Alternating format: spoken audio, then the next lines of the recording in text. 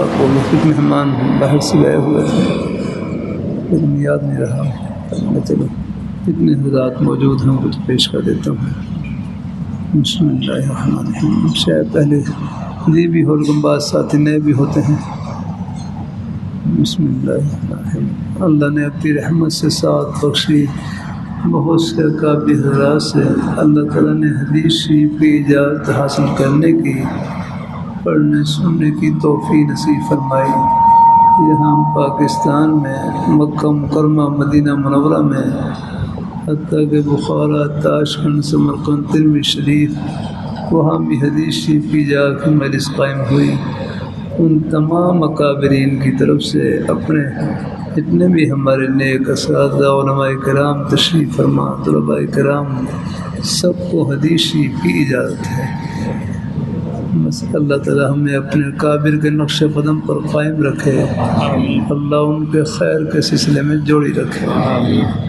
پھر ہمارے بزرگ صاحب فرمانے لگے اخلاص سے قاعدہ پڑھانا اور بخاری شریف پڑھانا دونوں کا ثواب برابر ہے. امیر المومنین عمر فاروق رضی اللہ تعالیٰ فرمانے لگے اگر سلطنت کے امور میرے ذمہ نہ ہوتے میں مسجد کا مؤذن ہوتا. اللہ تعالیٰ کا نام بلند کرتا ہوں.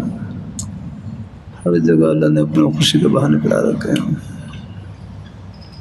اور 3 نفلی روزے رکھنے اعمال قرآنی دیگر وظائف کی جتنی کتابیں ہیں سب کی اجازت ہے. اللہ تعالیٰ کی رضا کے لیے کسی نیک مقصد کے لیے دم کر دیں کوئی نقش لکھ کر دے دیں سب کی اجازت. شفا اللہ تعالیٰ کے قبضے میں ہے. ایک دم تو سبھی کر لیا کریں. کوئی بھی مریض ہو درود شریف پڑھ کے بسم اللہ کے ساتھ سورہ فاتحہ پڑھ کر فوراً دم کر دیا. مزید ہو سکے 4 قل شریف پڑھ لیں یا اور اس مقصد کی کوئی دعا یاد ہو وہ پڑھ لیں. شفا اللہ تعالیٰ کے قبضے میں ہے. اس کی تو سب کو اجازت ہے. سورہ فاتحہ کے دم کی نے پورے مجمع کو اجازت ہے. اللہ تعالیٰ اپنی مہربانی فرمائے. اللہ اور کسی کو شفا مل جائے تو اس کی نسبت اپنے دم کی طرف نہیں کرنی رب کے فضل کی طرف کرنی ہے. الحمدللہ اللہ تعالیٰ نے شفا دے دیا اپنے ہمیں.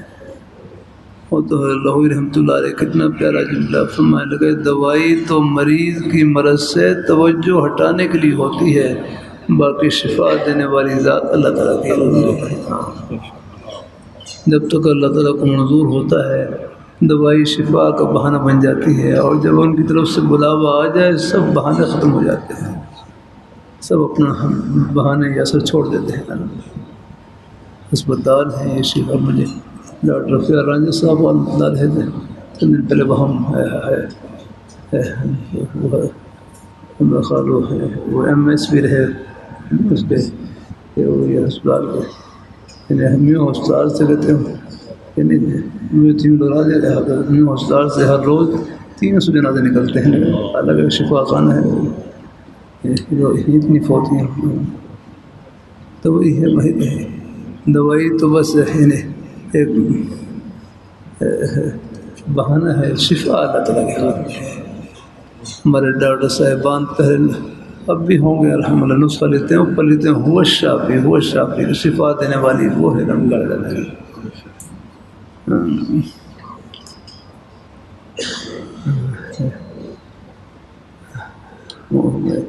میں پشاور میں تھا. پشاور میں تو وہاں ایک سکھ کی دکان پر لکھا ہوا سکھ حکیم تھا. حکیم اس کی دکان پر لکھا ہوا موٹا لکھا ہوا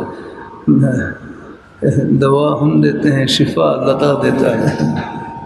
کچھ اور عقائد غلط ہیں لیکن یہ جملہ تو ٹھیک لکھا ہوا. دوا ہم دیتے ہیں شفا اللہ تعالیٰ دیتے ہیں. اللہ تعالیٰ اپنی مہربانی فرمائے. اللہ پاک کی ذات اللہ تعالیٰ مہربانی فرمائے. اللہ تعالیٰ یہ ہے. بہرحال علاج معالجے میں دعویٰ نہیں دعا ہے. یہ نہیں کہہ سکتے کہ شرطی علاج بھائی شرطی علاج تو آپ اپنا نہیں کر سکتے کسی اور کیا کریں گے نہیں. بس علاج معالجے میں دعویٰ نہیں دعا ہے. دوا بھی دیں اور دعا بھی دیں ساتھ. الحمدللہ ہمارے جو نیک ڈاکٹر صاحبان ہیں نیک طبیب حضرات ہیں وہ الحمدللہ دوا بھی دیتے ہیں اور ساتھ ساتھ دعا بھی کہ اللہ کو شفا نصیب فرمائے الحمدللہ.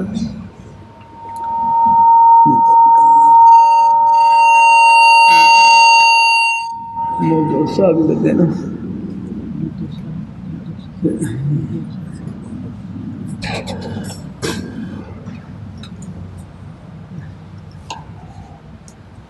نماز سے پہلے اجازت دینی چاہیے. مجھے وقت تک کم تھا وہ یا کھول گیا بدلا.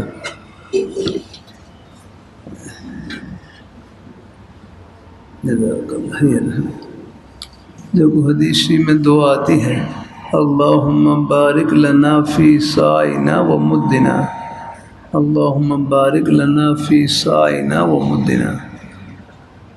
مجھے اے اللہ ہمارے سا میں یہ سا ہے، یہ سا لکھ لے اور یہ مد ہے. اللہم بارک لنا فی سائنا و مدنا، اے اللہ ہمارے سا میں اور مد میں برکت عطا فرما.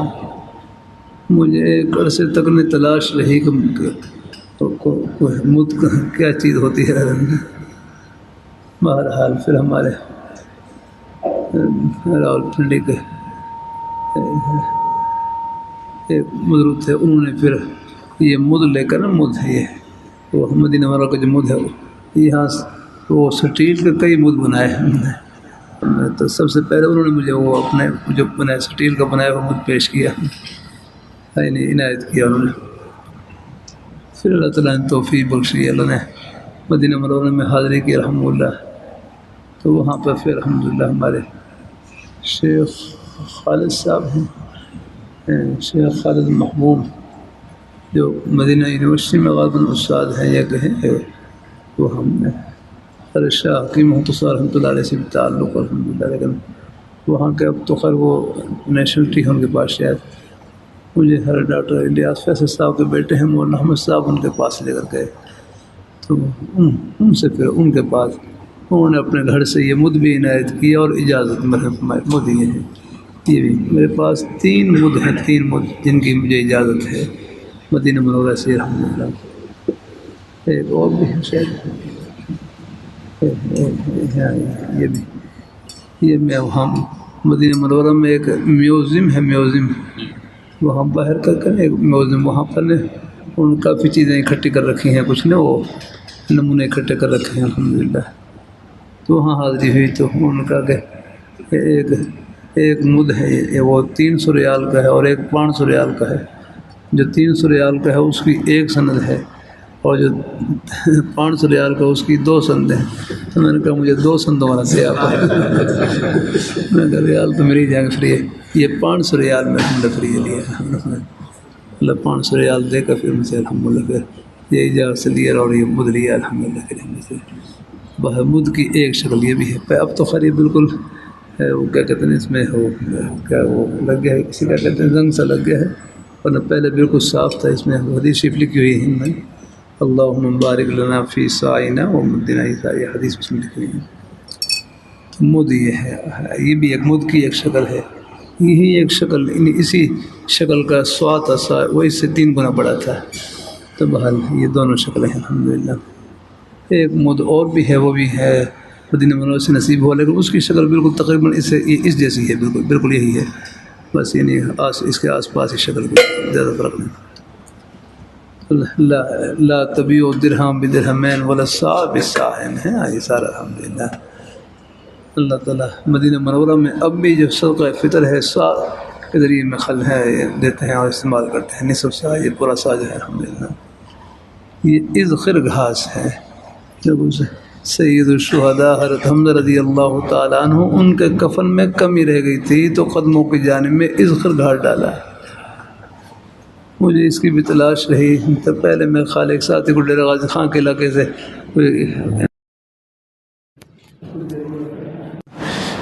پھر مدینہ منورہ میں بھی مجھے کافی ایک مرتبہ پھر میدان احد میں حاضری ہوئی. تو وہاں پر آپ نے دیکھا ہوگا کچھ برقع پوش چھوڑتے ہیں، وہ کچھ جڑی بوٹیاں اور یہ چیزیں رکھی ہوتی ہیں انہوں نے ان کے پاس. ان سے پھر معلوم کیا کہ اذخر گھاس ہے. انہوں نے پھر دو گٹھے دیے، ایک 5 ریال کے 2 گٹھے تھے. ان میں سے یہ 1 گٹھا میں نے فخر رکھ لیا اور جیب میں اس میں رکھ لیا الحمدللہ. جو ہے یہ اذخر گھاس کا نمونہ یہ ہے، یہ نمونہ ہے گھاس ہے. یعنی سید الشہداء حضرت حمزہ رضی اللہ تعالیٰ عنہ، ان کے کفن میں کمی رہ گئی تھی تو قدموں کی جانب میں اذخر گھاٹ ڈالا تھا، یہ اس قسم کا گھاٹ ڈالا تھا الحمدللہ۔ اس کا حدیث میں ذکر آتا ہے، بلکہ آپ صلی اللہ علیہ وسلم نے ارشاد فرمایا کہ حرم شریف میں درخت والا کاٹنا منع ہے، تو آپ صلی اللہ علیہ وسلم نے جب یہ مبارک شاہ فرمایا تو حضرت ابن عباس رضی اللہ تعالیٰ عنہ نے رکھی الا الاذخر، حضور اس کو تو کاٹنے کی ہمیں اجازت دیں کہ یہاں کہ اس کو ہم بھٹی میں آگ جلانے کے لیے استعمال کرتے ہیں، وہ بیوت یہاں اپنے گھروں کی چھتوں میں استعمال کرتے ہیں نہانے میں۔ تو پھر آپ صلی اللہ علیہ وسلم نے فرمایا الا الاذخر، فرمایا اس کے کاٹنے کی اجازت ہے الحمدللہ۔ لغت کتاب میں لکھا ہوتا ہے خوشبودار گھاس، اب بھی آپ کھول کر دیکھیں اس سے خوشبو آ رہی ہے الحمدللہ۔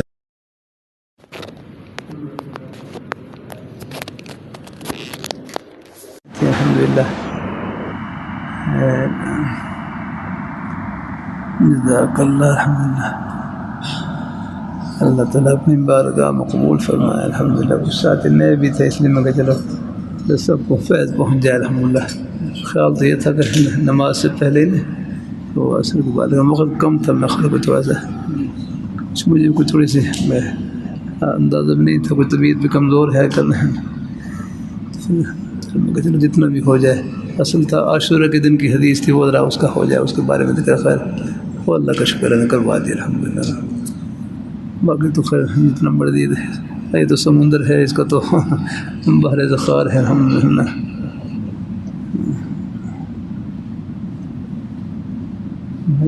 پرچیاں تو خالی ہیں، پرچیاں یا اللہ، پرچیوں سے تو ہے دو ہیں، چلو پھر تھوڑا سا دو سوال۔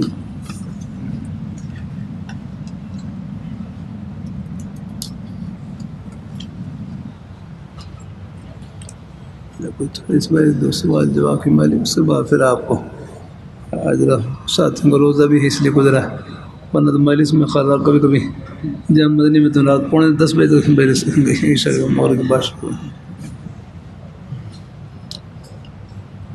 اگر کسی سے کوئی غلطی ہو جائے اور وہ آپ سے معافی مانگ لے، لیکن وہی شخص میرے سامنے آتا ہے تو مجھ کو غصہ آتا ہے، اس کا کیا علاج ہے؟